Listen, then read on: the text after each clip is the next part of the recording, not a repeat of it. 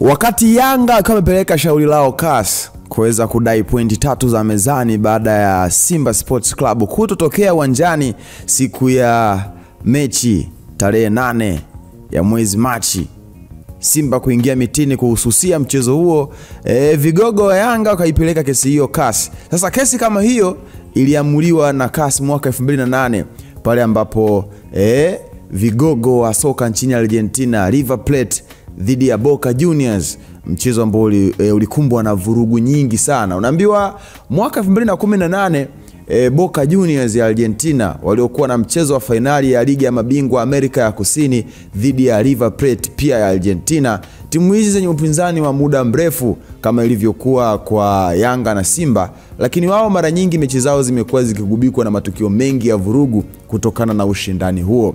Mchezo wa mkondo wa kwanza wa finali hiyo ulipigwa Novemba 11 mwaka 2018, ukamalizika kwa sare ya bao 2-2. Kisha marudiano ya mchezo huo yakapangwa kupigwa Novemba 24 ya mwaka 2018 pia. Hata hivyo, mchezo huo haukufanyika sababu kubwa ilikuwa ni vurugu zilizozuka nje ya uwanja zilizosababisha basi la wachezaji wa Boca Juniors kushambuliwa na baadhi ya mashabiki wa River Plate na mwishowe wakaondoka katika eneo la uwanja wa mchezo huo. Kutokana na hali hiyo, shirikisho la soka Amerika ya Kusini CONMEBOL likaahirisha mchezo huo na kupanga tarehe nyingine, huku ikiamuliwa mechi hiyo itapigwa nje ya Argentina. Boca Juniors walipinga swala hilo na kusisitiza hawatocheza mechi hiyo. Wakaenda mbali zaidi wakifunga kwamba River Plate haitatakiwa kushiriki kabisa mechi hiyo kutokana na vitendo vyao. Hivyo wao wapewe ushindi wa mezani, na ikiwa hawatosikilizwa watapeleka kesi hiyo kwenda mahakama ya usuluhishi wa masuala ya michezo, yani CAS.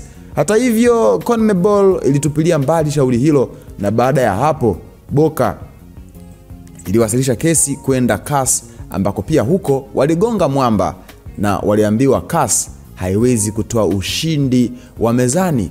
Mwishowe mechi hiyo ikaenda kupigwa Disemba 9 mwaka 2018 kwenye uwanja wa Santiago Bernabeu nchini Hispania, ambapo River Plate ilishinda kwa mabao 3-1, hivyo ikaibuka bingwa kwa ushindi wa jumla wa mabao 5-3 na kubeba ndoo ya michuano hiyo.